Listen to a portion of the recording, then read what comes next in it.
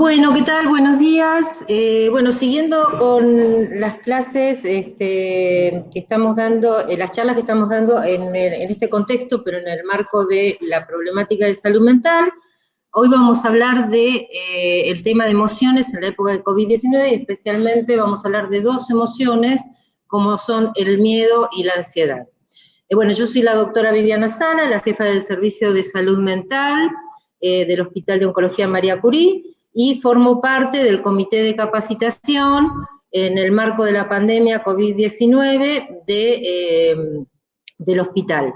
Estas clases, recuerden que para las personas que no puedan verla, van a estar subidas oportunamente en YouTube, en el canal de YouTube que se llama Capacitación y Formación Hospital de Oncología María Curie. Bueno, este esquema que ustedes ven acá es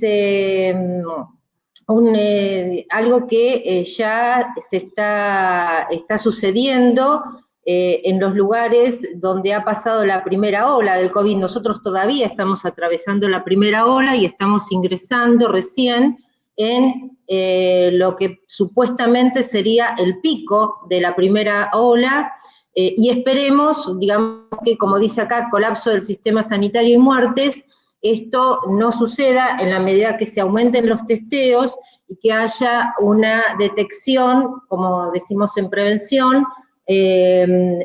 anticipada y para hacer una intervención breve y eficaz y que los casos, o sea, sean leves y con esto bajar el número de muertes y de personas, o sea, fallecidas, y que no colapse nuestro sistema sanitario, como ha ocurrido en otros países y como sigue ocurriendo en otros países donde no se tomaron las medidas adecuadas o no se tomaron las medidas precozmente. Ahora bien, ¿qué sucede? Esta situación donde se ha puesto en marcha todo el sistema de salud a servicio del COVID, entiéndase que esto es una situación nueva y como una nueva situación, digamos, o sea, se toman las decisiones sobre la marcha y estamos en un terreno donde las decisiones que se toman no son las mejores decisiones, sino a veces las decisiones menos malas o que se creen que van a tener la menor cantidad de consecuencias.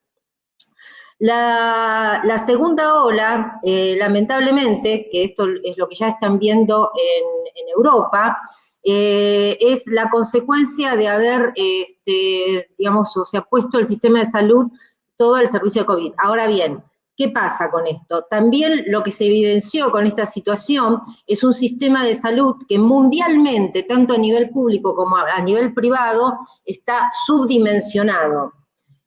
O sea, no solamente, digamos, subdimensionado por el tema de la pandemia, sino que ya estaba subdimensionado desde antes de la pandemia. Y la segunda ola tiene que ver con las consecuencias de posponer la atención a otras enfermedades agudas, ya sea porque la gente tiene miedo de venir a los hospitales y contagiarse, o bien porque se ha desalentado desde todos los medios el venir a los hospitales, y también porque tanto en la parte pública como en la parte privada, muchos efectores no están prestando servicios. En nuestro país ustedes ya saben que, por ejemplo, Favaloro tuvo que cerrar 2 sedes, o sea, por la falta de digamos, o sea, solicitud de turnos de los pacientes. Esto va a tener, digamos, una consecuencia directa sobre, digamos, todo lo que sea enfermedades agudas. Y después, la tercera ola, o sea que ya en Europa lo que se está viviendo es la segunda ola y también se está entrando en lo que es la tercera ola, digamos, que tiene que ver con las consecuencias de interrumpir los controles de los enfermos crónicos. Por ejemplo, los controles de los enfermos oncológicos, los controles de los enfermos cardiovasculares, los controles de los enfermos de los pacientes con patología respiratoria crónica, etcétera.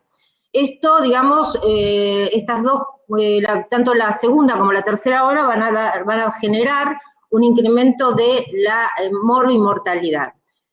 Y repito, esto, digamos, o sea, no no es una, digamos, o sea, una crítica, porque con el diario del día después es muy fácil hacer críticas, sino también tiene que ver con digamos, tomar decisiones sobre bases de una situación de desconocimiento o pensar, digamos, que en nuestro caso, por ejemplo, el pico iba a ser de la magnitud de lo que fue en los países europeos.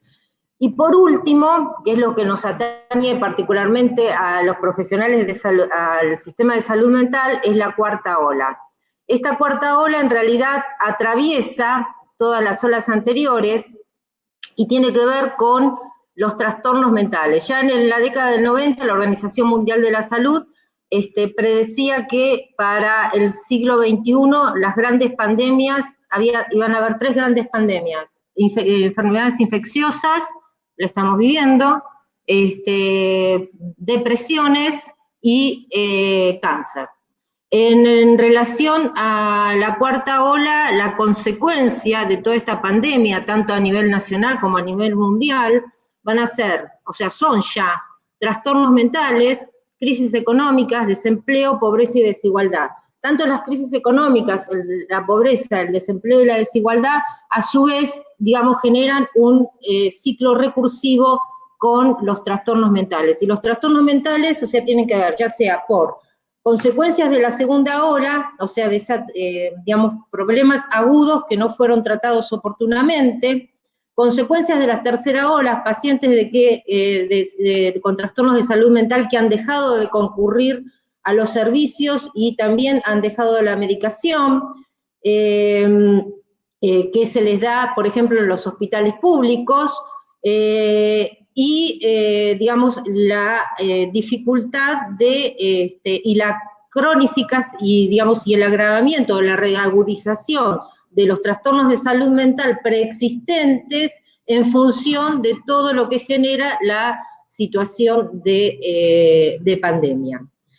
Bueno, dicho esto, digamos, vamos a pasar al tema justamente de las emociones. Nosotros en esta exposición más bien nos vamos a referir justamente a aquellas, digamos, a las emociones desde el punto de vista que no, digamos, o sea, de lo que implica una respuesta normal a una situación, digamos, inesperada o que no se puede codificar como de la cotidianeidad, y no nos vamos a referir a las patologías, digamos, o sea, que como consecuencia pueden traer la mayor vulnerabilidad en estas emociones. Eso, en todo caso, lo vamos a dejar para otro momento, ¿no? O sea, porque nuestra intención con esta charla es, digamos, centrar digamos, el tema en los aspectos más preventivos. Nosotros podemos distinguir emociones negativas y emociones positivas, ¿no? O sea, bueno, las negativas, digamos, todos los tenemos, digamos, de enojo, tristeza,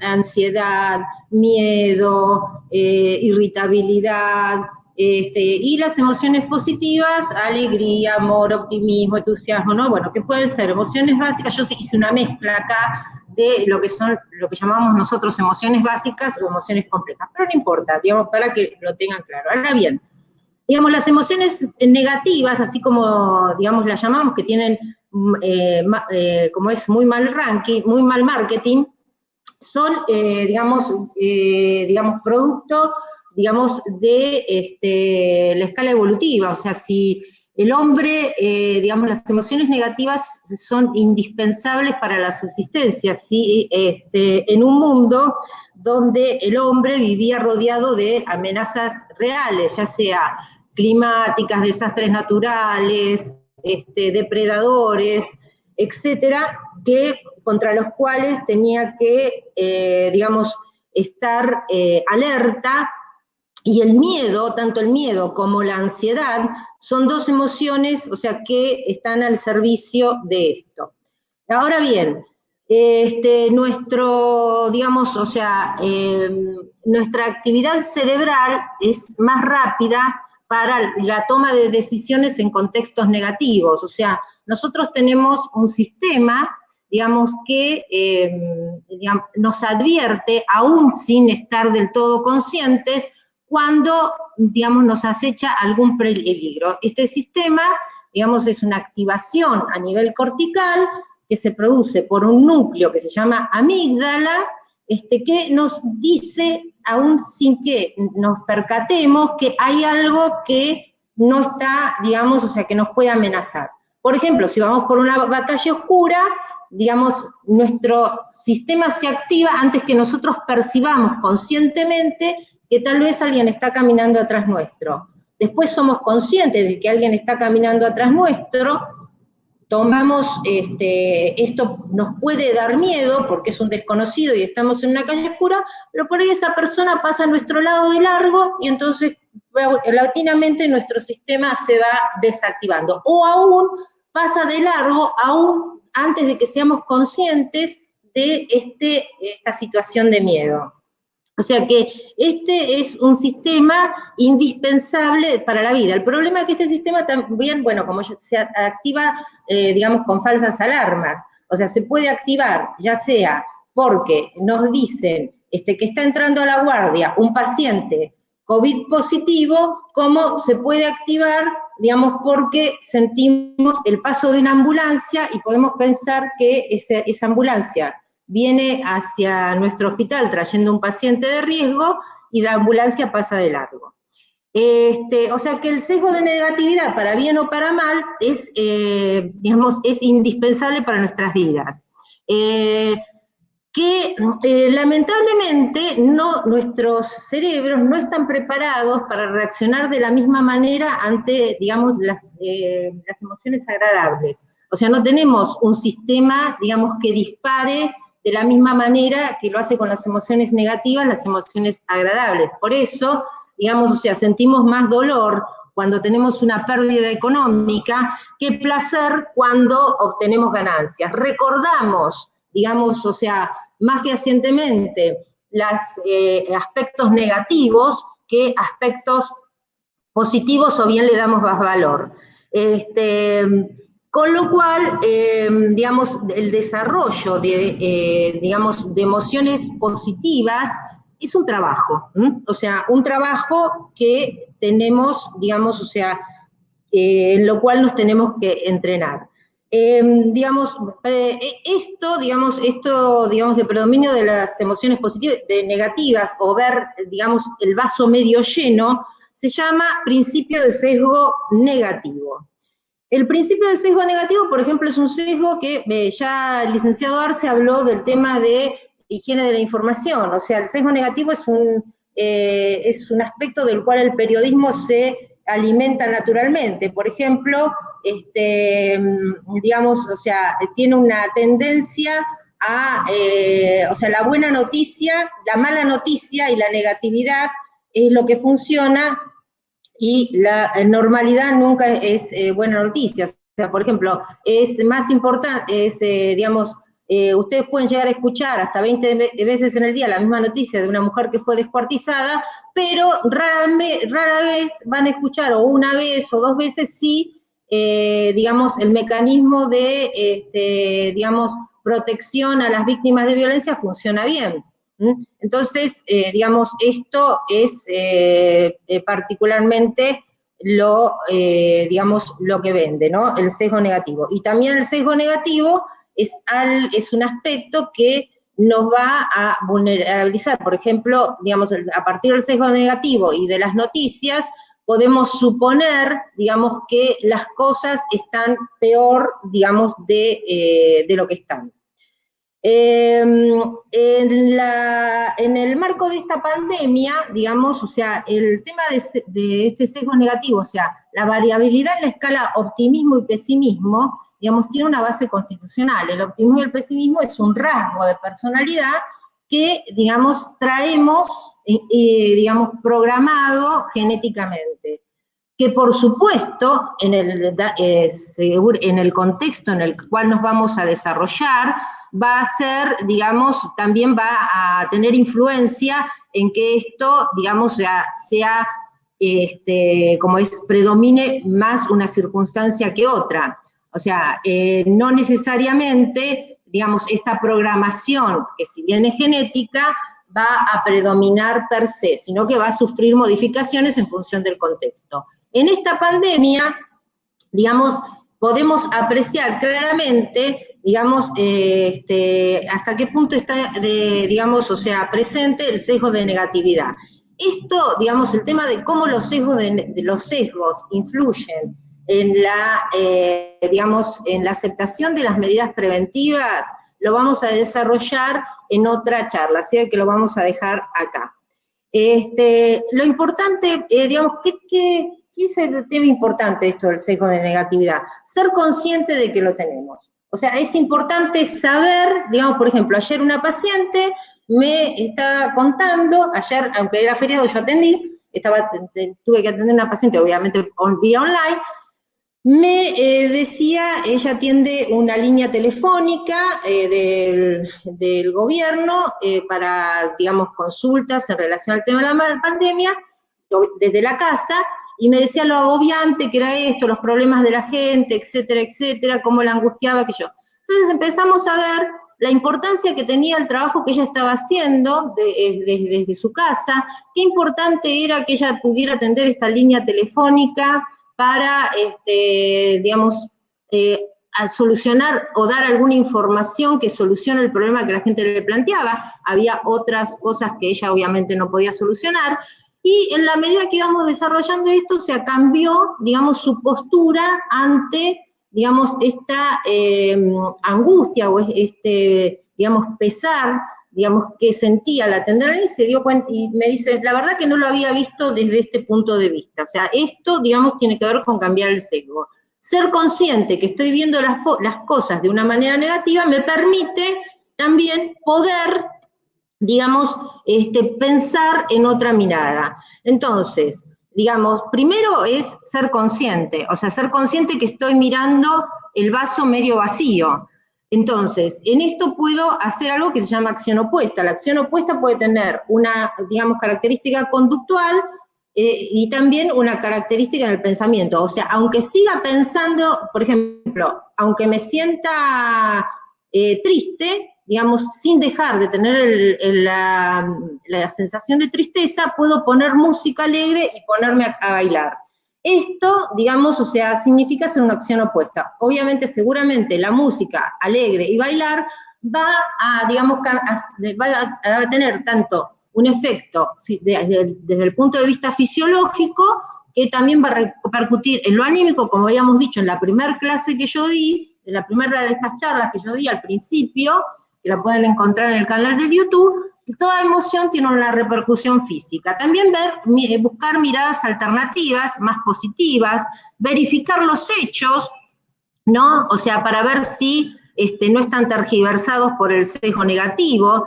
Ser más amables con nosotros mismos. El ser más amables con nosotros mismos implica también, digamos, no ser tan críticos. O sea, si no, si salí a la calle y me olvidé el barbijo, pero en la calle no había, salí a sacar la basura, me olvidé el barbijo, pero eran las 11 de la noche y en la calle no había nadie, no reprocharme, digamos, el hecho de que fui imprudente, por ejemplo, y me olvidé el barbijo. O sea, bueno, es un olvido, no había nadie, no, digamos, es algo que le haga mal a ninguna persona. Comprobar que los pensamientos y los hechos tienen varias miradas, o sea, uno, digamos, o sea, ¿qué quiere decir esto? Que como miramos las cosas son subjetivas, depende del lado del tren que uno se ubique, digamos, va a ser como, digamos, que el tren, vamos a ver si el tren viene o el tren va. Con las situaciones y los hechos, o sea, pasa exactamente lo mismo. Esto, digamos, de tener otra mirada, requiere un esfuerzo y una práctica, no es algo espontáneo. Y esto también implica ser amable con nosotros mismos, ser más amables. A veces las personas se culpan por, digamos, o sea, siempre ver las cosas negativamente, y es importante saber que esto es una tendencia, digamos, o sea, que viene impresa en nosotros. que tenemos que, digamos, o sea, para la cual vamos a tener que hacer una práctica activa, digamos, para cambiarla. Bueno, esto obviamente no se los voy a leer, pero sí, si ustedes después ven nuevamente la charla en YouTube, lo pueden, digamos, ver. Sapolsky, que es un profesor de Stanford, tiene un libro que se llama ¿Por qué las cebras no se ulceran? O sea, los animales en general, en este caso las cebras, el ejemplo, cuando están, digamos, comiendo, pastando en las llanuras, no están pensando en que va a venir un león y se las va a comer. Pero cuando ven al león venir, se activa todo el sistema, digamos, del estrés, igual que nos pasa a nosotros, digamos, y pone todo al servicio de correr y huir del depredador. Cuando logra huir del depredador, y ya, digamos, pasó la situación de peligro real, la cebra sigue pastando, digamos, tranquilamente y no piensa más en el león, digamos, que la iba a comer. Ahora, ¿qué pasa? Los humanos sí nos estresamos. ¿Por qué? Porque los humanos tenemos un sistema cognitivo que obviamente hemos ido desarrollando evolutivamente y que nos ha permitido avanzar hasta donde estamos ahora. O sea, si los humanos no tendríamos este sistema, digamos, seríamos como las cebras, o sea, no hubiéramos inventado la rueda, no hubiéramos descubierto el fuego. Digamos, si los humanos no tendríamos este sistema cognitivo, no hubiéramos construido casas o vivido en cuevas para preservarnos del peligro, no hubiéramos instrumentado trampas para poder cazar a los depredadores, para que, digamos, para proteger a nuestras familias o a las aldeas, etcétera. O sea, este sistema cognitivo que nos juega en contra, porque en la actualidad, ¿qué es lo que pasa? Nosotros vivimos en ciudades, hay muchas de estas situaciones, o sea, que han desaparecido, y en cambio, digamos, o sea, nuestros miedos tienen que ver con rollos, por ejemplo, o sea, si mañana voy al trabajo y me voy a encontrar con mi jefe y se va a enojar porque no pude terminar de hacer lo que tenía que hacer, o mañana voy a venir, no voy a tener los barbijos en la farmacia, porque me dijeron que no están entregando estos barbijos, y cuando uno viene, bueno, se encuentra con que los barbijos están, o tal vez se puede encontrar que no, pero bueno, a ver, muchos de estos rollos, ¿no? O sea, digamos, en la realidad no se concretan. Entonces, digamos, esto hace que, digamos, las personas, digamos, nos veamos afectados, nos ulceremos con las úlceras de estrés, y también, digamos, o sea, este desbalance del eje del estrés tenga repercusiones en nuestro organismo. ¿Para qué sirve conocer, digamos, nos sirve conocer las emociones? O sea, porque sin emociones el mundo no tendría color. O sea, nosotros, digamos, no podríamos tomar decisiones, las decisiones serían vacías. No podríamos fijar recuerdos. No podríamos, bueno, tomar decisiones, ya dije, no podríamos planificar. No podríamos interpretar a los otros, o sea, no podríamos interpretar a los otros, me refiero a cuando, digamos, o sea, saber si una persona se encuentra bien o mal de acuerdo a cómo, digamos, o sea, esté su cara o, digamos, su actitud corporal. No podríamos ser compasivos, no podríamos organizarnos, no nos podríamos preocupar, digamos, por el otro. Pondríamos en riesgo nuestras vidas, o sea, si no tendríamos emociones. Y ahora vamos a ver un poquito más en detalle por qué. Una de las cosas que tenemos que saber, nosotros muchas veces decimos, utilizamos la palabra tengo miedo, ¿no? Y a veces cuando decimos tengo miedo, no se trata de que tenemos miedo, sino, digamos, que estamos ansiosos. Ustedes dirán, bueno, ¿para qué sirve, digamos, reconocer que tenemos miedo o tenemos ansiedad? El miedo, digamos, es una emoción que aparece ante cosas concretas. O sea, yo, por ejemplo, entro a una sala donde hay pacientes internados de COVID sin equipo de protección personal, y me dice la enfermera, yo no sabía por ahí, me dice la enfermera, doctora, esta sala está llena de pacientes con COVID y usted está sin barbijo, sin ningún tipo de equipo de protección personal. Entonces, ahí yo voy a tener miedo, digamos, de obviamente, de contagiarme, es una situación real y concreta, ¿no? Entonces, digamos, ¿qué implica, digamos, el miedo? El miedo sirve, obviamente, digamos, las soluciones para el miedo son soluciones también concretas. O sea, para yo no tener miedo de contagiarme si entro en una sala con pacientes que están internados de COVID, lo que tengo que hacer es utilizar, por ejemplo, todo el equipo de protección personal correspondiente que, digamos, digamos, que previene esto. Si yo voy, digamos, si estoy en un comercio, en un transporte público, etcétera, lo que tengo que saber, digamos, si yo tengo, digamos, que tengo que tomar la distancia correspondiente, usar el tapaboca, y que si corresponde, digamos, o sea, conservo distancia y uso el tapaboca, especialmente conservo distancia, digamos, me va a digamos, o sea, voy a estar preservado de contagiarme, digamos, el virus digamos, en este marco. Las personas, o sea, el miedo nos preserva de no meter los dedos en el enchufe, o sea, que esto lo aprendemos desde muy chiquitos, si digamos, alguien no nos lo hubiera señalado y no nos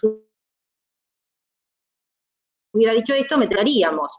Las personas que tienen muy poco miedo, o sea, son personas, o sea, que, digamos, son personas imprudentes. O sea, son personas que hacen, por ejemplo, deporte de riesgo sin tomar las medidas, son personas que se arriesgan, digamos, y se exponen a situaciones de contagio. El otro día alguien me estaba comentando que en un determinado sanatorio, el director del sanatorio le hacía, digamos, que todo su personal vaya adecuadamente, utilice adecuadamente el equipo de protección personal, pero él no lo usaba. Por ejemplo, Donald Trump, ¿no? O sea, más allá de las cuestiones políticas por las cuales no utiliza el barbijo, etcétera. Ahora bien, el miedo, digamos, irracional en la otra punta del miedo irracional están las fobias. Entre el miedo, digamos, que nos preserva, digamos, para la supervivencia y para ser responsables y para tomar los recaudos que debemos tomar ante situaciones, o sea, que nos pueden poner en peligro, hasta las fobias, hay un camino. Las fobias tienen que ver cuando, por ejemplo, la fobia, digamos, a la cucaracha, ¿no? O sea, donde yo veo una cucaracha y en vez de darle un pisotón, me subo arriba de la mesa y me agarra un pánico que me paraliza. Digamos, eso es una fobia. Ahora, ¿cuándo esa fobia también va acompañada de ansiedad? Cuando además, digamos, de tener ese miedo a la cucaracha, porque veo a la cucaracha, estoy pensando permanentemente que cuando llegue a la cocina de mi casa pueden aparecer cucarachas, cuando ya llamé hace una semana al fumigador y no me puedo sacar ese temor y llego a mi casa y estoy con la ansiedad de que van a aparecer las cucarachas, entonces empiezo a mirar por todos lados, o sea, tiro, digamos, rocío todo con anticucarachas cuando ya hace una semana pasó el fumigador. Bueno, eso, digamos, ahí ya estamos entrando en terreno patológico. Entonces, entre el miedo que nos preserva y el miedo patológico, que serían las fobias, hay un camino a transitar. Lo que tenemos que hacer es tratar en este momento de, cuando nosotros estamos viendo que ese miedo, o sea, se va deslizando hacia un punto irracional en este momento, bueno, tener la prevención de, si no lo podemos, o sea, empezar a controlar a partir de, digamos, racionalizarlo o ver las opciones que tenemos, hacer una consulta. En el caso de la ansiedad también, digamos, implica una dimensión, o sea, la ansiedad nos sirve, digamos, para tomar prevenciones, para planificar, para organizar. Si no tendríamos ansiedad, seríamos amebas. Ahora bien, la ansiedad, digamos, una cuestión es, digamos, sentirme ansioso porque porque tal vez yo no voy a encontrar los barbijos que necesito, quirúrgicos, que me tienen que dar todos los días para efectuar mi trabajo. Cuando llego al trabajo, encuentro que los barbijos quirúrgicos están, entonces me calmo, me pongo el barbijo y me voy al servicio y me olvido de esto. O bien, digamos, encuentro el barbijo, voy al servicio, pero sigo pensando, o sea, que tal vez mañana esto no está. Y estoy todo el día, digamos, con este pensamiento. Ahí ya, digamos, o sea, me estoy deslizando hacia un terreno, digamos, que no es necesariamente, digamos, un trastorno de ansiedad, pero estoy con una, o bien, digamos, o sea, estoy rumiando preocupaciones antes de irme a dormir que me, digamos, quitan el sueño. O sea, los trastornos de ansiedad extremos son, digamos, cuando, o sea, cuando paso 3 veces por día lavandina en mi casa, cuando no estoy saliendo para nada de la cuarentena, me lavo las manos, digamos, no, digamos, cuando entro a mi casa, o no cuando estoy en el hospital, salgo de mi servicio, voy al baño y ahí me pongo alcohol, sino que estoy en mi servicio, digamos, y estoy permanentemente cada 5 minutos tomando, digamos, lavándome las manos con alcohol. Cuando estoy, digamos, por ejemplo, llego al hospital y como estoy preocupado por no contagiarme, nosotros somos un hospital que hasta ahora no hemos tenido pacientes con COVID, todos los pacientes que se han hisopado fueron negativos, en nuestro caso particular, o bien estoy por el área limpia de un hospital y estoy vestido como si fuera a entrar en una sala de COVID y estoy vestido así todo el día. Esto está marcando que algo, digamos, no está funcionando bien. O sea, si esto me está pasando y tengo que ir a consultar. O sea, la idea es prevenir estas situaciones. Y tenemos otro tipo de ansiedad. Este otro tipo de ansiedad es lo que llamamos ansiedad por disrupción. Yo en la primera charla que les di hablé del tema de la disrupción.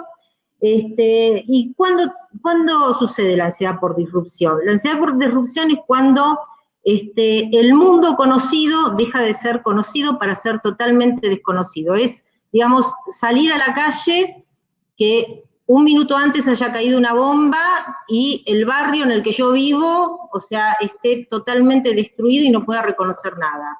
En el año del Corralito, en el 2001, se dio una situación muy parecida con la gente que estaba desocupada. La gente que estaba desocupada, muchos de ellos, especialmente los mayores de 40 años, pensaban que habían perdido su trabajo porque eran inútiles, porque eran inservibles, y se empezaron a dar cuenta, digamos, de que había un entorno disruptivo, una situación disruptiva que tenía que ver con una crisis económica severísima, cuando empezaron a concurrir a los grupos de desocupados o cuando se empezaron a concentrar o a agremiar o en los grupos, o sea, de trabajadores desocupados. Y ahí, digamos, o sea, se empezaron a dar cuenta que el problema no estaba en ellos, sino que había una situación contextual que estaba, digamos, o sea, generando un problema. Ahora estamos, digamos, en la misma situación. Esta ansiedad, digamos, está marcada porque encontramos un mundo, digamos, que no diferente al que conocemos. La gente que estuvo encerrada, digamos, por 40, 50 días en su casa, cuando salió a la calle, digamos, o sea, tuvo un impacto muy severo, porque se encontró con una calle prácticamente desconocida, negocios cerrados, gente con barbijo, o sea, si bien lo había visto por televisión, una cosa es verlo por televisión, otra cosa es experienciarlo. Entonces, acá, digamos, o sea, digamos, dos cosas que aparecen es la sensación de fracaso, digamos, de la controlabilidad, o sea, aquello, digamos, de controlar nuestra vida cotidiana, perdemos digamos, o sea, sentimos que no podemos controlar nada, sentimos que, digamos, o sea, no podemos resolver nada. Además se suma el hecho de que no hay un final claro, o sea, como dijo el presidente, la cuarentena durará lo que tiene que durar. Esto implica, digamos, un final no claro, y además de no haber un final no claro, aunque haya un final de la cuarentena, tampoco está claro cómo vamos a continuar.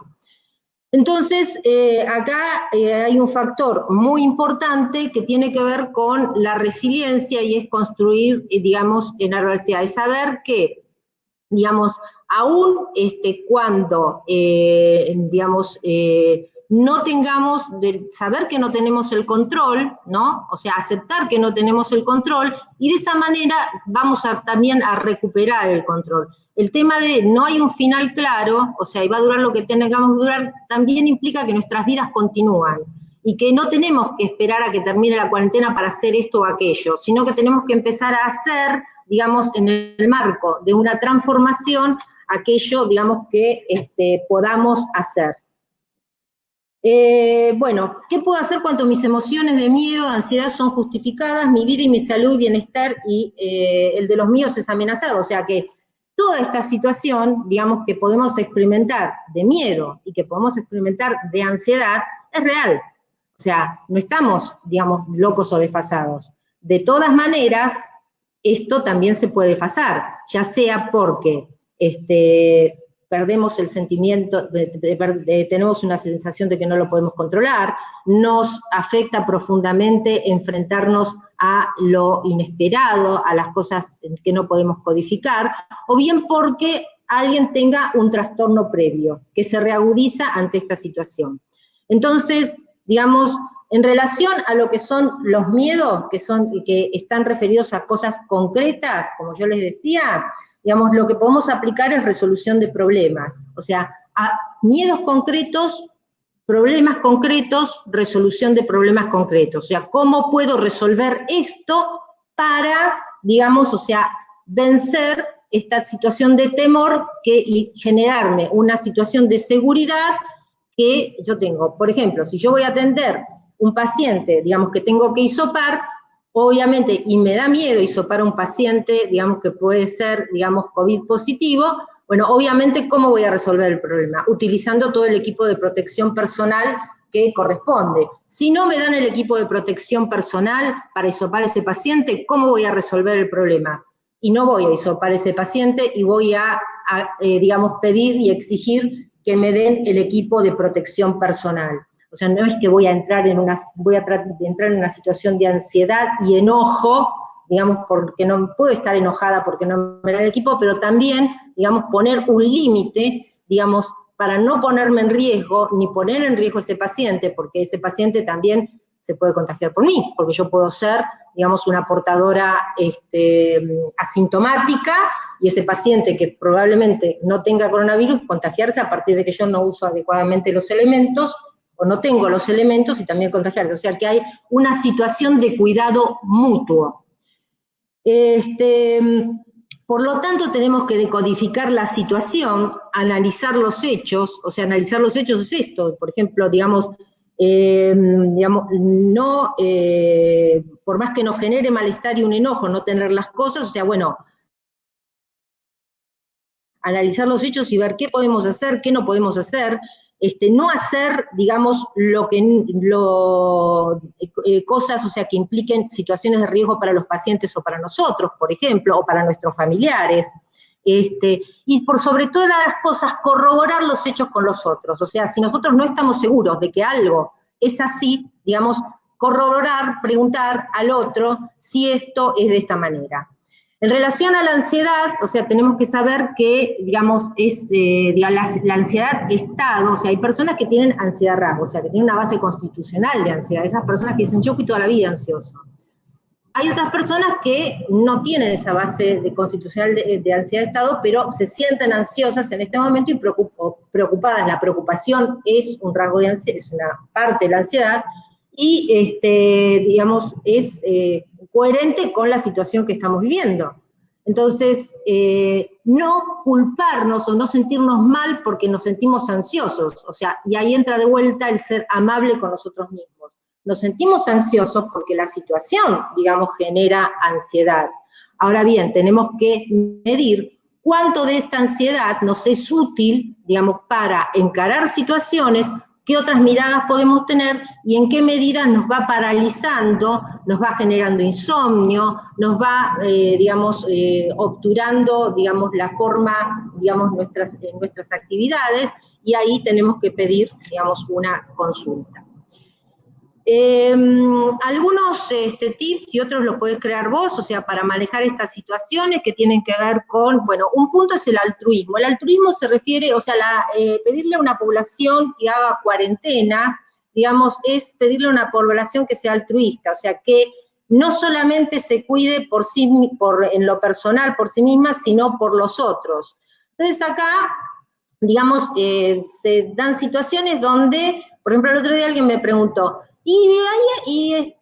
¿vos conocés a alguien que tenga coronavirus? Porque yo no conozco a nadie en mi barrio. Está bien, pero aunque en tu barrio no haya, digamos, una situación de coronavirus, tienen que hacer cuarentena, porque, digamos, justamente para no, digamos, o sea, para que siga no habiendo y para, digamos, proteger a los demás. Entonces, digamos, la cuestión, digamos, el tema de la cuarentena no se debe manejar por el miedo, sino se debe manejar porque, digamos, o sea, necesitamos que nos cuiden y ser cuidados.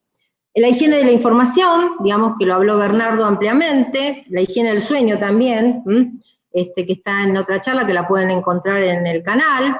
Saber que el otro no es una amenaza, o sea, no sentirme intimidado si alguien se acerca o pierde la distancia en un negocio, en la calle, digamos, sino que es alguien a quien tengo que cuidar, digamos, con mis acciones. Si siento que alguien se me acerca demasiado, yo me puedo alejar, digamos, o sea, no lo tengo que mirar con cara de asesino. O sea, digamos, tomar recaudos es cuidarme y cuidar al otro. O sea que, digamos, las personas que nos rodean, digamos, no verlas como nuestro enemigo. Este es uno de los factores por el cual no se debe usar lenguaje belicista. Si tenemos que pedirle si alguien no está cumpliendo con alguna norma, digamos, o sea, de las que están fijadas para, digamos, las salidas, o no, digamos, las salidas en la calle, las salidas, las colas, digamos, o sea, el estar en un negocio, o sea, no agredir, pedirle amablemente, ¿no? Aun cuando tengamos ganas de agredirlo. Esto también se llama hacer lo contrario. O sea, el agredir no solamente va a hacernos sentir mal a nosotros, y va a generar una situación, digamos, de malestar. Poder decir lo que pienso, cómo me siento, pedir lo que necesito, digamos, o sea, esto tiene que ver con resolución de problemas, o sea, pedir si necesito, en el caso del hospital, el equipo de protección personal, en el caso del trabajo, de los trabajos, las personas que están yendo a trabajar, a trabajos que no tienen que ver con salud, pero que sí requieren, digamos, de elementos, o sea, para manejarse. Validar las opiniones que tengan otros, aunque no sean las que yo tengo, y después dar mi opinión antes de, digamos, o sea, invalidarlas. Esto, digamos, o sea, tiene que ver para generar un buen clima de cambio de opiniones. Si algo me da miedo, recordar que el miedo es una alerta y ver cómo puedo resolverlo y qué recursos tengo para enfrentarlo. Como es no pensar otro sesgo, digamos que además solemos tener muchos los profesionales de salud, que en realidad, digamos, a veces lo necesitamos para enfrentar algunas situaciones, pero que también nos puede jugar en contra, es esto a mí no me va a pasar, ¿no? Sí, esto a mí me puede pasar, no es que no me va a pasar, me puede pasar, hay una posibilidad. Por lo tanto, tengo que, digamos, generar los recursos de mi parte para tratar en lo posible que no me pase. Pero siempre está la posibilidad de que esto suceda. O sea que las actitudes excesivamente defensivas pueden volverse en mi contra. O sea, la evitación, que a veces puede llegar a ser útil, también, digamos, puede ser, digamos, incrementar las situaciones de miedo o incrementar las situaciones de ansiedad. Tener rutinas, digamos, esto también lo habló Bernardo. saber que el distanciamiento, o sea, la palabra distanciamiento social es una expresión, creo yo, bastante desafortunada, porque no es distanciamiento social, es distanciamiento físico. Nosotros socialmente, digamos, seguimos conectados, aún a partir de, o sea, los teléfonos, las computadoras, a partir de los diferentes sistemas de Zoom, videollamada, Meet Jitsi, etcétera. O sea, seguimos, digamos, o sea, siendo, digamos, seres sociales y que tratamos de mantener los lazos sociales, festejar un cumpleaños por Zoom, hablar habitualmente con aquellas personas, aquellos familiares, o sea, que no vemos, y hablar todos los días, o sea, no, digamos, o sea, el distanciamiento no implica un distanciamiento social, es un distanciamiento físico con, obviamente, limitaciones sociales como las que tenemos en este momento. Por lo tanto, bueno, ver llamadas por video, hacer llamadas por video, hablar por teléfono regularmente, utilizar el humor, identificar las cosas que me hacen sentir mejor, saber que estar ansioso, tener miedo o estar triste, digamos, son sentimientos y emociones esperables en este momento. Y si detecto que las emociones negativas me dominan, que no puedo utilizar, digamos, recursos para manejarlas, que me sobrepasan, digamos, pedir ayuda profesional. Bueno, muchas gracias. Van a encontrar esto, como ya les dije, en nuestro canal de YouTube, Formación y Capacitación, Hospital de Oncología María Curie.